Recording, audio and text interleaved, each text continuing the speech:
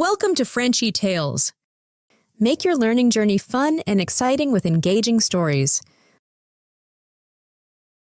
Je m'appelle Elina. J'ai 29 ans. Il y a 2 ans, j'ai déménagé dans un autre pays. Ce n'était pas une décision facile. Avant cela, je n'avais jamais vécu loin de ma ville natale. Je connaissais les rues, je connaissais les magasins, je connaissais les gens, je connaissais la langue, mais au fond de moi, je ressentais quelque chose. Je sentais que j'avais besoin de grandir. Je voulais une nouvelle vie. Je voulais un nouveau départ. Je me souviens encore du jour où j'ai acheté mon billet d'avion. J'étais dans ma petite cuisine. La lumière du soleil entrait par la fenêtre. Mon ordinateur portable était ouvert sur la table. Sur l'écran, j'ai vu les mots « Vol pour Marseille ». Mes mains tremblaient quand j'ai cliqué sur le bouton. Après cela, j'ai regardé autour de mon appartement. C'était calme. J'étais seule. Je n'avais pas un grand plan. J'avais seulement une valise, un peu d'argent et un petit espoir dans mon cœur. Mon français n'était pas très bon. J'avais peur que les gens parlent trop vite. J'avais peur de ne pas comprendre des choses simples. Je ne savais pas comment trouver un bon logement.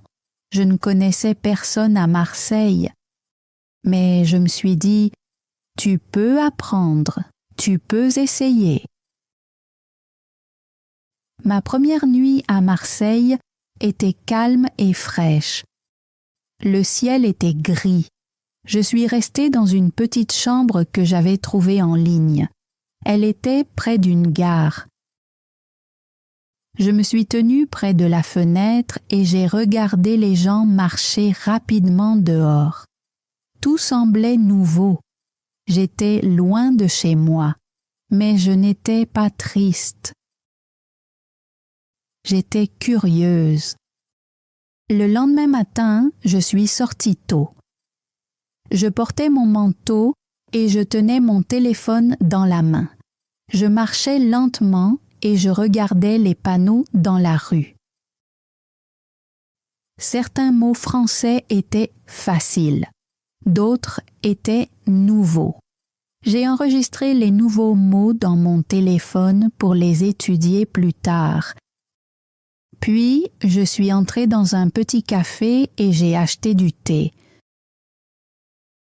Je me suis assise près de la fenêtre et j'ai écouté les gens parler. Leur français semblait rapide, mais j'écoutais attentivement. Je voulais que mes oreilles s'habituent à la langue. Cet après-midi-là, je suis allée à la bibliothèque municipale. Il faisait chaud et calme à l'intérieur. J'ai trouvé des livres de français faciles et je me suis assise à une table. Je lisais lentement. J'écrivais les nouveaux mots. Une femme qui travaillait là m'a vu lire.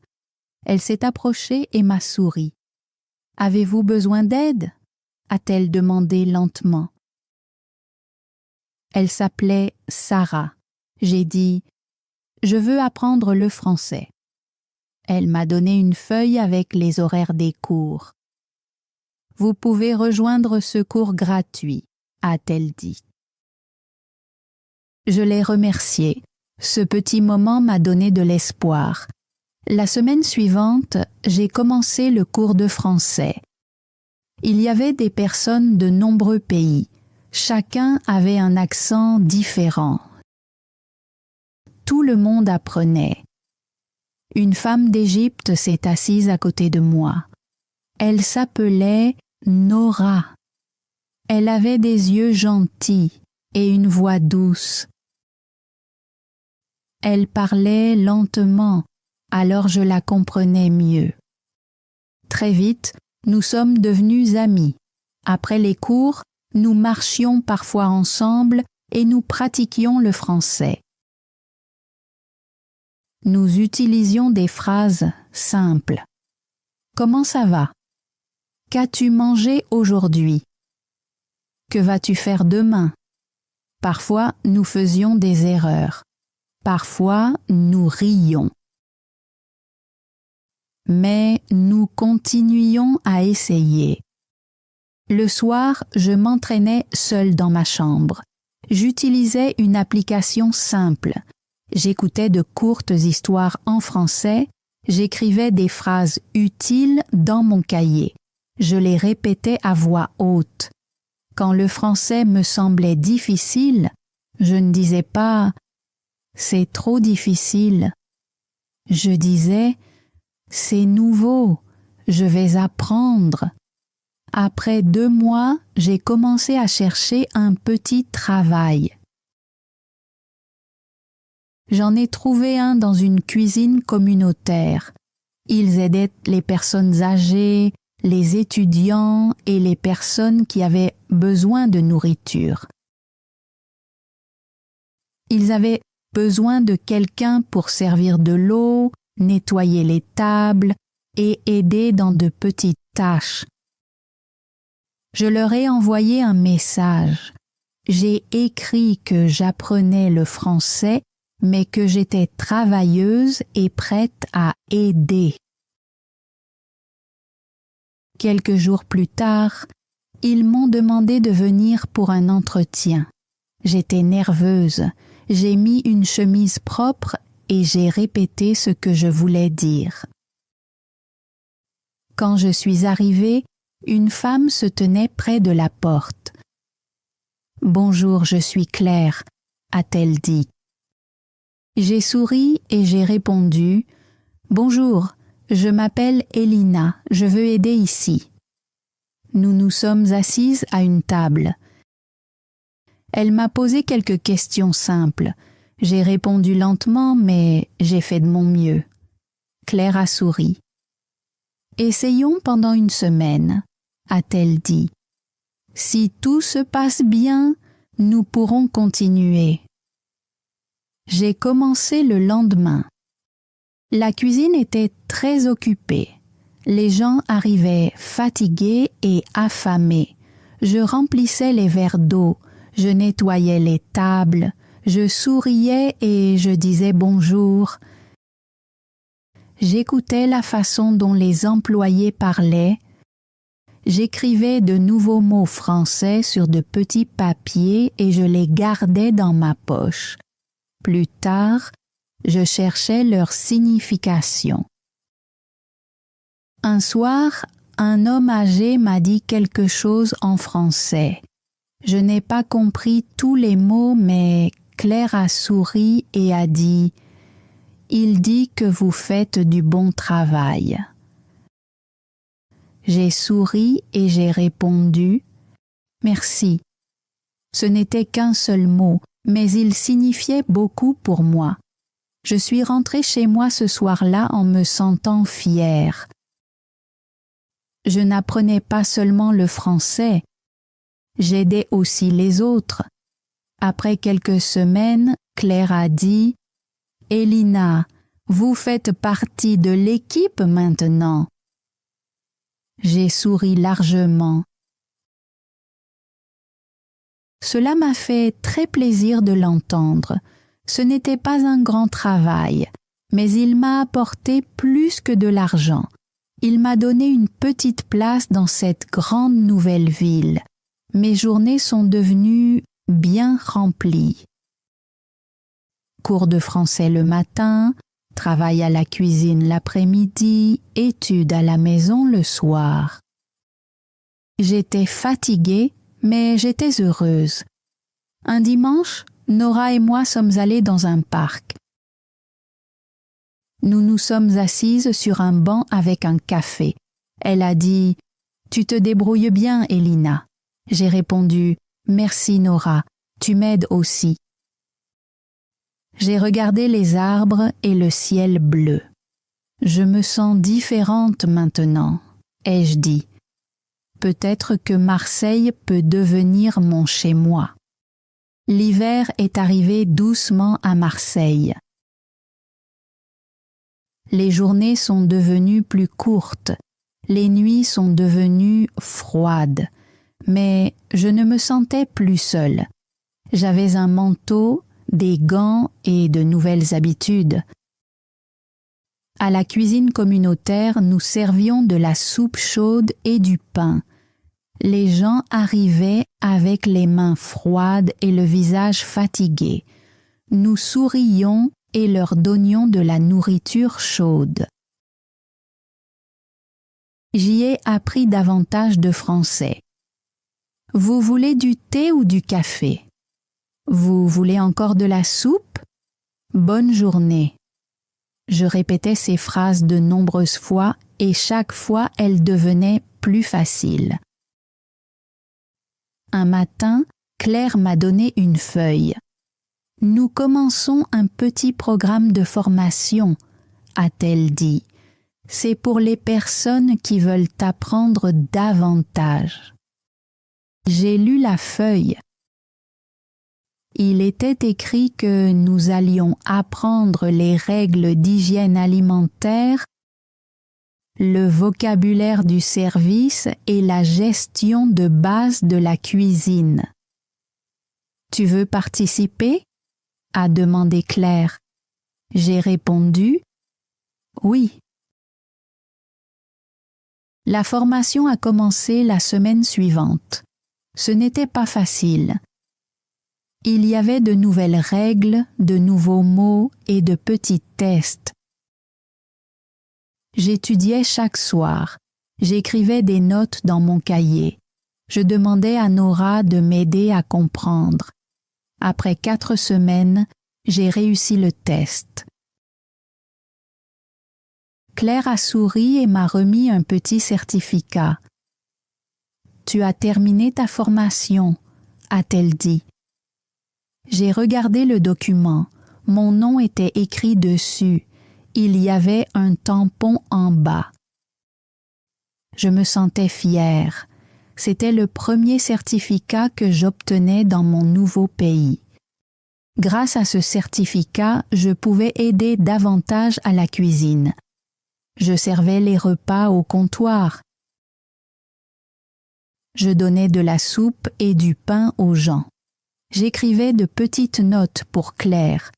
Je répondais à des questions simples. Un jour, une femme m'a demandé « Depuis combien de temps vivez-vous à Marseille ?» J'ai répondu « Presque 4 mois ». Elle a souri et a dit « Vous parlez bien français ». J'ai souri et j'ai répondu « Merci, j'essaie tous les jours ». Ce petit moment est resté dans mon cœur. En dehors du travail, j'ai commencé quelque chose de nouveau. J'ai rejoint un groupe de marche gratuit près de chez moi. Chaque samedi matin, des personnes se retrouvaient dans un parc et marchaient ensemble. La responsable du groupe était une femme nommée Hélène. Elle était gentille et pleine d'énergie. Elle disait toujours « La marche n'est pas seulement bonne pour le corps, elle est aussi faite pour l'amitié. » Nous marchions en petits groupes. Parfois, nous étions 10 personnes. Parfois, nous étions plus nombreux. Certaines personnes parlaient beaucoup, d'autres marchaient en silence. Moi, j'écoutais surtout. J'écoutais les mots français. J'écoutais la façon dont les gens posaient des questions. J'écoutais leur rire. Parfois, je disais de petites phrases. « Oui, je comprends. »« C'est bien. »« Vraiment ?» C'était simple, mais cela m'aidait à me sentir plus courageuse. Un matin, après la marche, Hélène est venue me voir. Elina, a-t-elle dit, aimerais-tu nous aider avec le groupe? J'ai été surprise. Moi? Oui, a-t-elle répondu. Tu peux accueillir les nouvelles personnes. Tu es gentille. Les gens se sentent à l'aise avec toi. J'ai souri et j'ai accepté. Après cela, chaque samedi, je me tenais près de l'entrée du parc. Je souriais aux nouvelles personnes et je disais « Bonjour, êtes-vous nouveau ici ?» Je les aidais à trouver le groupe. Je leur montrais où se placer. Certaines personnes me demandaient d'où je venais. Je leur expliquais que j'avais déménagé à Marseille pour commencer une nouvelle vie. Elles répondaient souvent « C'est courageux ». Et au fond de moi, je pensais « Oui, peut-être que ça l'est. Le printemps est arrivé doucement. L'air est devenu plus doux. Des fleurs sont apparues le long des rues. La ville semblait plus lumineuse. J'ai aussi commencé à remarquer de petits changements en moi. Je pouvais lire les panneaux plus facilement. Je pouvais parler avec des phrases plus longues. Je pouvais écrire de courts messages en français sans vérifier chaque mot. Un jour en cours, notre professeur nous a donné une petite histoire. Elle parlait d'une femme qui avait déménagé dans un nouveau pays, appris la langue, travaillé dur et aidé d'autres personnes. Quand j'ai terminé la lecture, j'ai souri. Cette histoire ressemblait beaucoup à ma propre vie. Après le cours, Nora et moi avons marché jusqu'à l'arrêt de bus. « Tu crois que nous pourrons faire quelque chose de plus grand un jour ?» m'a-t-elle demandé. Je l'ai regardée et j'ai répondu « Oui, peut-être lentement, mais oui. » Elle a souri. « Tu es différente maintenant, Elina. Tu parles davantage, tu sembles plus forte. » J'ai ri doucement. Peut-être que je suis plus forte. Plus tard ce mois-là, j'ai vu une annonce en ligne pour un salon de l'emploi local. Il était écrit que les gens pouvaient rencontrer des organisations locales, trouver de petits emplois et pratiquer le français. J'en ai parlé à Claire. « Tu devrais y aller », m'a-t-elle dit. « Apporte tes documents, parle aux gens. » Le salon de l'emploi se déroulait dans une grande salle. Beaucoup de personnes étaient présentes. Certaines étaient nouvelles en France comme moi. D'autres parlaient très bien français. J'ai marché lentement entre les stands et j'ai regardé ce qu'ils proposaient. À un stand, une pancarte indiquait qu'une équipe locale d'aide alimentaire cherchait des assistants. Je me suis approchée. Un homme m'a souri et a demandé « Cherchez-vous du travail ?» « Oui, » ai-je répondu. J'aide déjà dans une cuisine communautaire. J'ai aussi terminé une formation. Je lui ai montré mon certificat. Il l'a regardé puis a dit « C'est très bien, nous avons un emploi à temps partiel. Souhaitez-vous rencontrer notre responsable ?» Quelques jours plus tard, je suis allée à un entretien rapide. Je portais ma chemise propre et je tenais mon petit dossier dans les mains. La responsable était sympathique. « Pouvez-vous travailler 2 ou 3 jours par semaine ?» a-t-elle demandé. « Oui, » ai-je répondu. « Je suis prête. » J'ai commencé la semaine suivante. Cette cuisine était plus grande que la première. il y avait davantage d'employés et de bénévoles. J'aidais à laver les légumes, préparer des colis alimentaires, nettoyer les tables et écrire de petites notes. Les gens appréciaient le fait que j'écoutais attentivement. « Vous suivez bien les consignes », m'a dit un employé.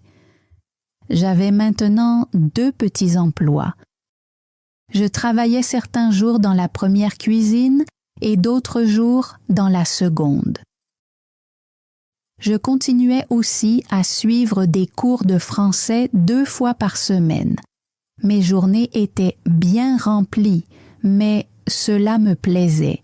Je gagnais un peu d'argent, je payais mon loyer, j'achetais de la nourriture. Parfois, je m'offrais des fleurs ou une boisson chaude.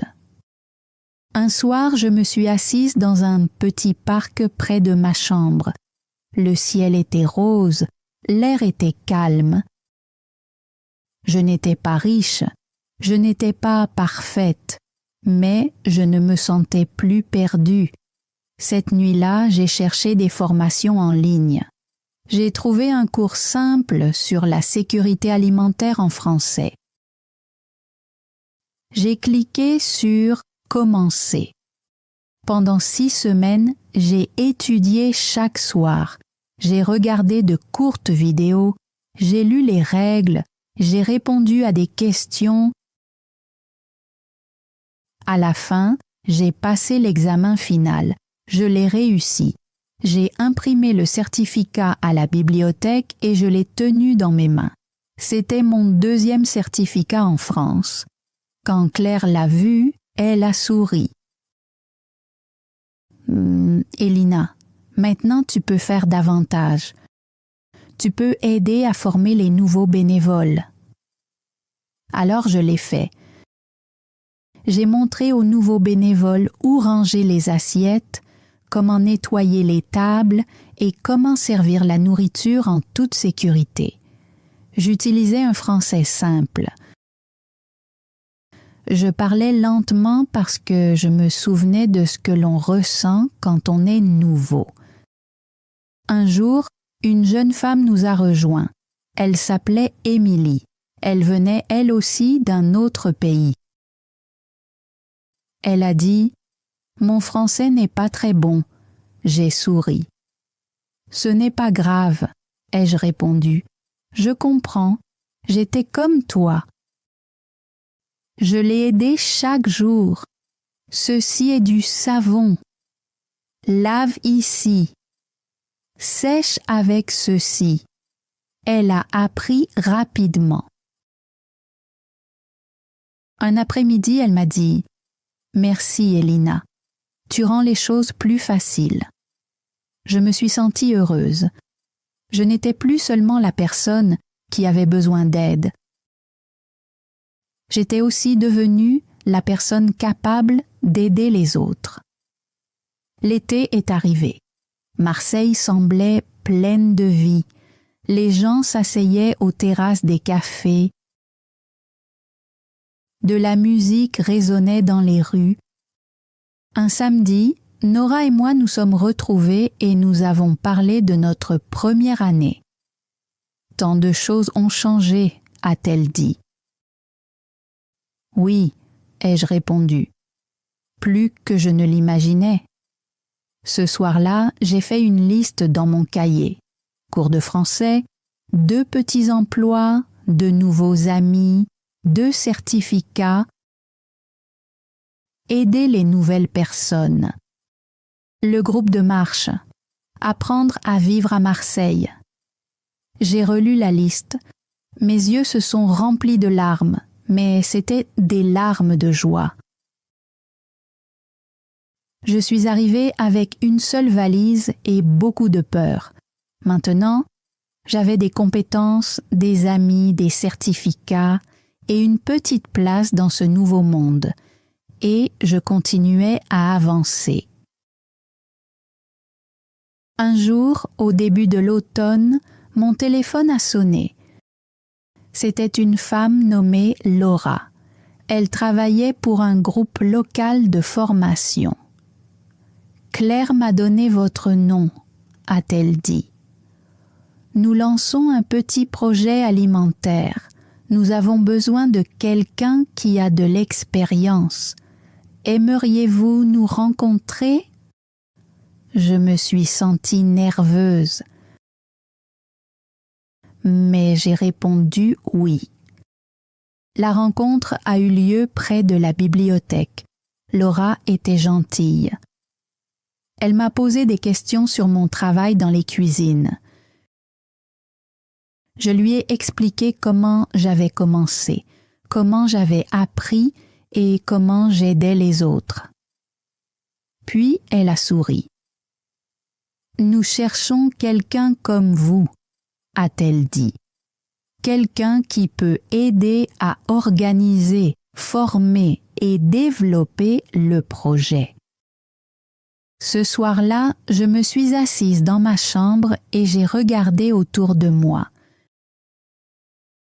Je me suis souvenue de mes premiers jours à Marseille. Je ne connaissais personne. Je ne savais pas quoi dire. Je ne savais pas où la vie allait me conduire.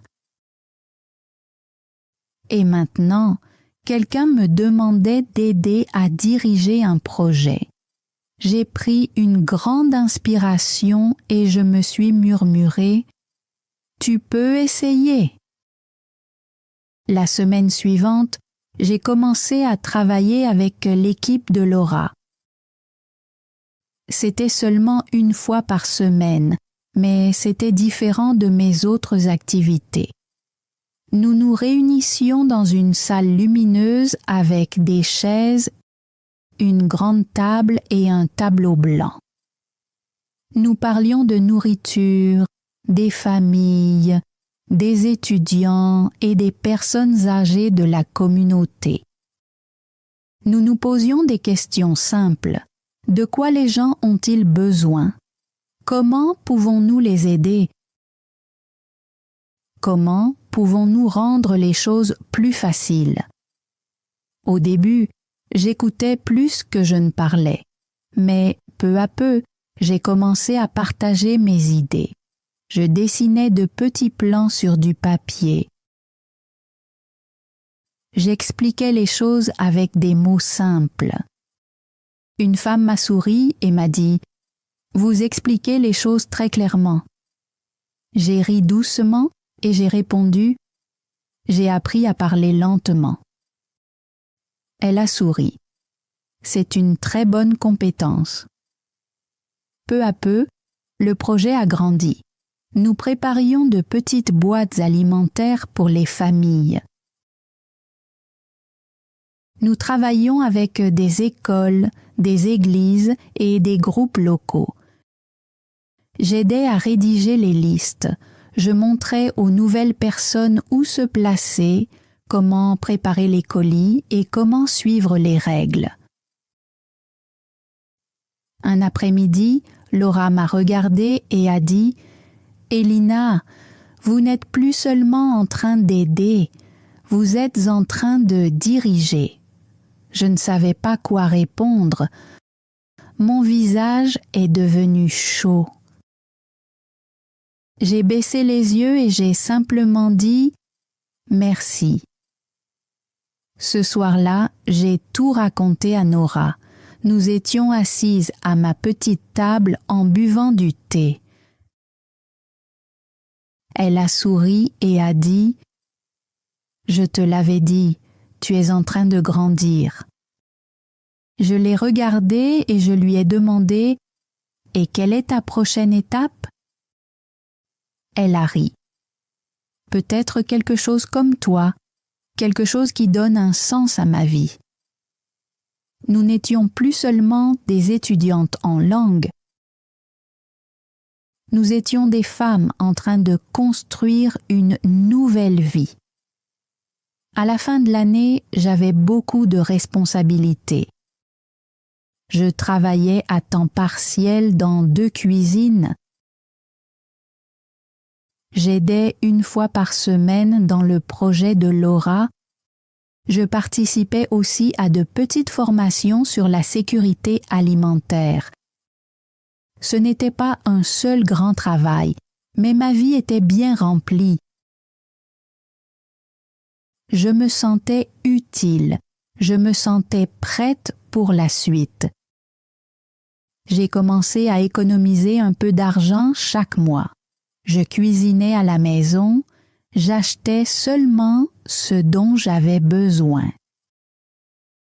Chaque petite pièce économisée ressemblait à un pas vers une nouvelle porte.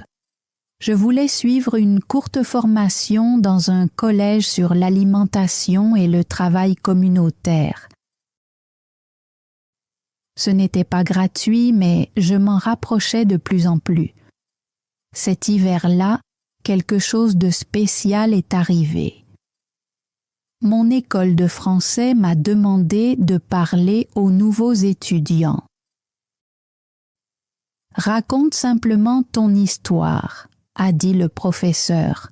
« Ils ont besoin d'entendre quelqu'un comme toi. » Je me suis tenue devant la classe. Mes mains tremblaient un peu.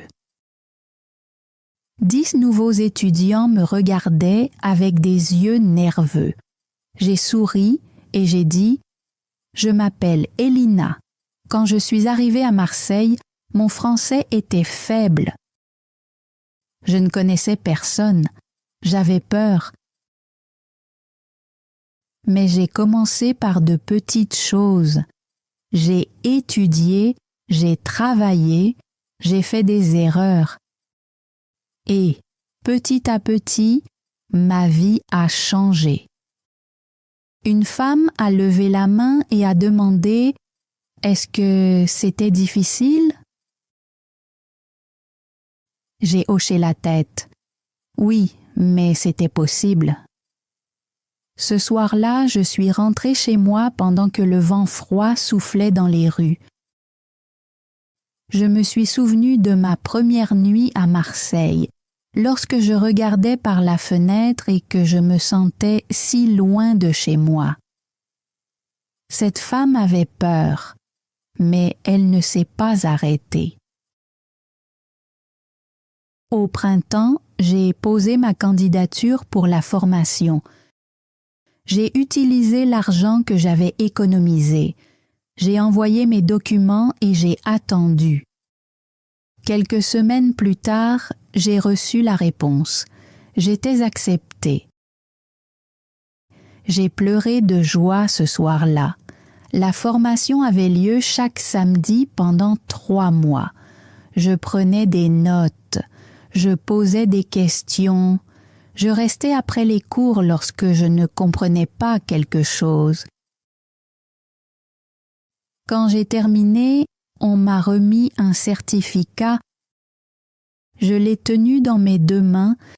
C'était mon 3e certificat en France, mais celui-ci me semblait plus important. Comme s'il disait « Tu as ta place ici ». Les mois ont passé. Je travaillais toujours dans les cuisines. J'aidais toujours dans le projet alimentaire de Laura. Mais maintenant, je marchais avec plus d'assurance. Je parlais avec plus de confiance, je souriais davantage. Parfois, les gens me demandaient « Votre ancien pays vous manque-t-il » Je répondais « Oui ». Puis je souriais et j'ajoutais « Mais Marseille est aussi chez moi maintenant ». Un dimanche, je me tenais près du même portail du parc où j'accueillais les marcheurs. J'ai vu une femme seule. Elle semblait nerveuse. Je me suis approchée d'elle avec un sourire. « Bonjour », ai-je dit. « Vous êtes nouvelle ici ?» Elle a hoché la tête. « Oui, je suis arrivée ici la semaine dernière. » Je lui ai souri chaleureusement. « Bienvenue », ai-je dit. « Vous n'êtes pas seule. » Merci d'avoir regardé cette histoire jusqu'au bout. Si vous êtes resté jusqu'à la fin, je vous remercie sincèrement. L'histoire d'Elina nous enseigne quelque chose de simple. Une nouvelle vie ne se construit pas en un seul jour. Elle se construit pas à pas avec du courage, de la patience et de petits efforts quotidiens. Maintenant, j'ai un petit exercice pour vous. Le mot français du jour est courage. Écrivez une phrase simple dans les commentaires avec le mot courage. Par exemple, Elina a du courage ou j'ai besoin de courage pour commencer une nouvelle vie. Et dites-moi aussi, accepteriez-vous de déménager seul dans un autre pays, oui ou non? Si cette histoire vous a aidé à pratiquer votre compréhension du français, n'oubliez pas de vous abonner à Frenchy Tales pour découvrir d'autres histoires simples en français. Continuez à écouter, continuez à pratiquer et à bientôt dans une nouvelle histoire. Thanks for joining Frenchy Tales. Don't forget to like, subscribe, and keep learning through stories. See you next time.